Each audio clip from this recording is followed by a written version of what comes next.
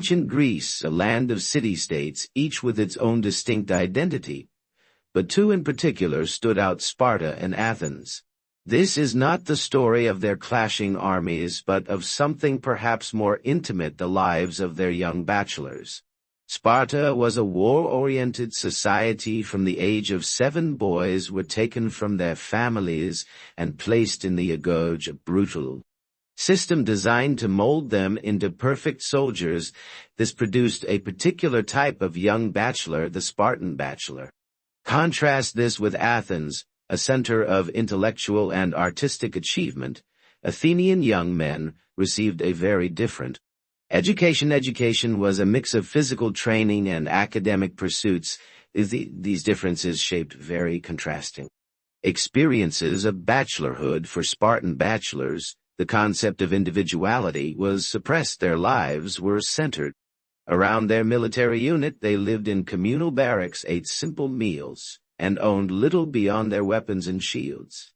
Their days were focused on constant physical conditioning and tactical training, preparing themselves for a life of combat. Athenian bachelors, on the other hand, enjoyed a considerably more diverse existence. They participated in political debates, attended theatrical performances, and engaged in philosophical and artistic discussions at gatherings called symposia. This social life was important for forging alliances and advancing careers. However, not everyone could participate equally. Athenian citizenship, with all its privileges, was restricted. These fundamental differences in upbringing affected how Spartan and Athenian bachelors viewed their purpose in life before marriage. For a Spartan, his sole raison d'etre was service to the state. His existence was a constant preparation for war. For an Athenian, life was more than just physical prowess or combat. It also included participation in the arts, philosophy, and the democratic process. Spartan bachelors gained recognition through military success. Their worth was measured by their effectiveness in combat and their obedience to the Spartan code. Physical prowess and a willingness to endure hardship were essential elements of their identity. Athenian bachelors, in contrast, could gain renown through their artistic or intellectual achievements, or their political involvement. Oratorical ability, wisdom, and public service were valued traits in Athens. Although military service was mandatory, it was not the only path to respect or success.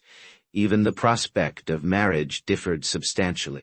For Spartan bachelors, marriage was a duty of the state, and not always a matter of personal choice. It was primarily to produce new soldiers. Athenian bachelors, although also concerned with producing legitimate heirs, had more personal autonomy.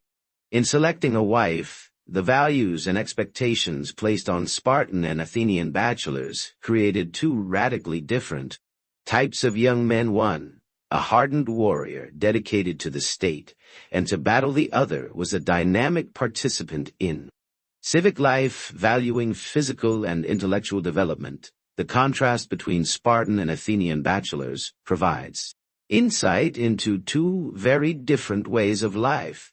They stand out as exemplars of the divergent values present in ancient Greece. The austere military focus of Sparta and the vibrant intellectual and cultural wealth of Athens. These differences highlight not only variations in personal lives, but the central principles of these powerful ancient states.